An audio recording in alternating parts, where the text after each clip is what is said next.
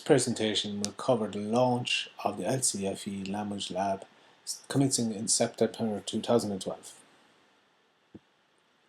Covers a few topics. First of all, we'll remind ourselves of the old setup with Sanico and explain the technical aspects behind the transition to the new setup and the rationale behind that. Then we'll investigate some of the teaching and learning possibilities of the new setup. I'll overview the content of the workshop for the launch, and then explain some future possibilities for the Language Lab going forward. So the previous setup of the Language Lab had a lot of technical aspects to it. We had a lot of equipment such as tape decks, special cables for data, for sound, etc. on top of your regular computer, as well as the headsets which would be carried forward, and the installation of specialist software called Sanico. A lot to configure, a lot to work with. The new setup, however, is a lot cleaner because the multimedia aspects are built into the more modern computer. All we need is our connection to the internet, which most modern computers have as standard. We run this software off our browser, which comes standard with regular computers, so no installation is necessary for technicians.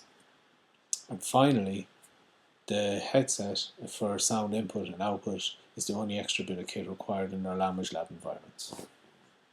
So we can see the advantage from a technical point of view. It's a lot cleaner, a lot less add-on equipment, and plus the software goes on a year-to-year basis, subscription basis, rather than a big purchase of a license up front. So what teach and learn possibilities exist? Well, first and foremost, the paired discussion functionality of the previous setup continues to exist. Teaching, however, of other tasks offers a change in possibility where synchronous and group type activities, where you try and teach the herd of buffalo, if you like, all at once, transitions from that kind of methodology to a more asynchronous, personalized type teaching method, where the student is allowed to do things more at their own pace. So I'll zoom in here to this image of an example given it to us from the SchoolShape website. So in this example, the work can be set using materials from the SchoolShape library. The great thing about buying the SchoolShape license is that it comes with a lot of pre-prepared resources that are out there for free, and some other ones that you can purchase that are prepared for you, so it reduces teacher prep time. So a teacher can just pluck from these resources and assign the task based on those resources to their students. When the student logs on, then they can complete the tasks, which may consist of reading, writing, listening, or even speaking tasks, because you're allowed via the headsets record items and submit those items to the teacher. This can be done, of course, because the log-on only needs internet connection. This can be done at school, or if time isn't available, the Language Lab doesn't have the barriers of the school walls, and you can log on from home. Once the work is submitted, the teacher can review the student work and give some feedback. They can ask a student to repeat the task if necessary, and keep trying and keep investing more time until they get it right, and invest that extra bit of time in their own time outside of class time if necessary. And once that feedback is given, the student can log on, receive the feedback, and give the appropriate action. The other nice thing about it from a teacher perspective is that once that feedback is entered, it's recorded in a mark book, and students can review, or teachers can review overall progress for the class as well as for individual students via a mark book feature in SchoolShape.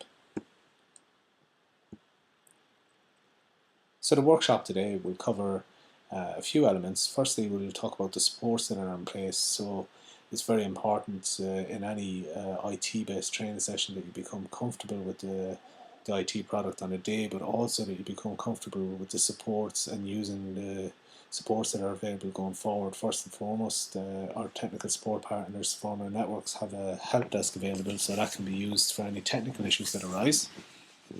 And secondly, there's a set of video tutorials available in the Moodle VLE environment provided at the college for training needs or reminding a teacher about the technical aspects of the system and how to use it.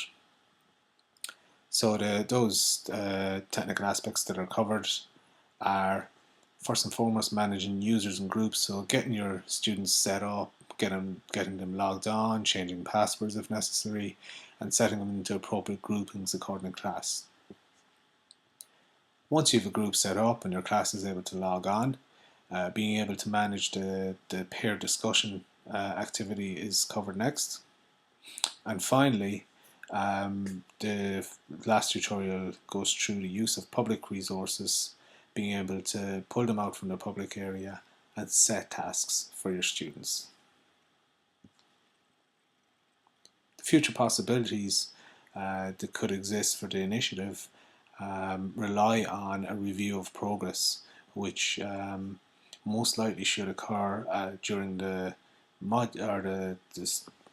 course meetings involving language subjects. Then possibilities exist for a teacher to build their own resources from scratch rather than pulling them out of the public resource area, so they can tailor the resources to their exact needs and even transition the existing CD and tape resources to the new system. This, of course, would mean the teacher would see it to be advantageous to transition from the old style way of teaching to the school shape system.